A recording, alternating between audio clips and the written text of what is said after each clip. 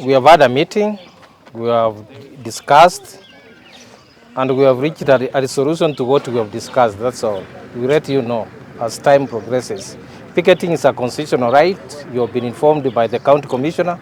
So let's see how we can be able to assist one another. Sasa one question. Siku ya kwanza hakuwa na wale mawakili wengine wakifanya picketing, and today it was the same. So what's happening? Are you supporting them kwa hiyo picket wanafanya? Picketing is a constitutional right. Do you support them? Yeah, so long as it's done in a procedural manner, it's supported. The other members are saying that you are here on your own, and perhaps this meeting doesn't have their places.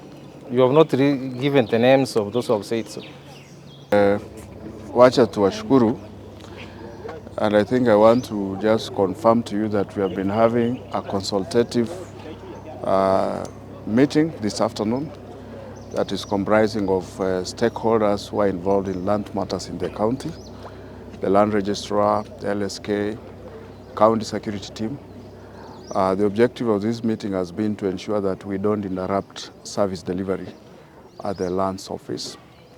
We are aware that there have been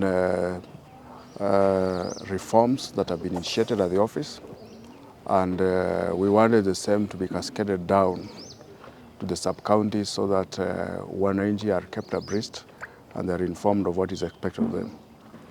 The reforms that have been initiated are meant to curb on fraud, forgery, and ensure that we maintain records at the lands office in a manner that we are not going to allow a recur of what has happened in the past.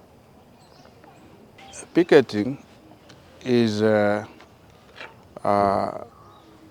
allowed within the law, but it has to be done in such a way that it doesn't compromise the rights of other people. Where we are is not an isolated office.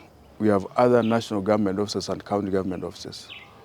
We cannot allow a situation whereby we have interruption every other day. There are other avenues. We have dialogue. We have room for dialogue.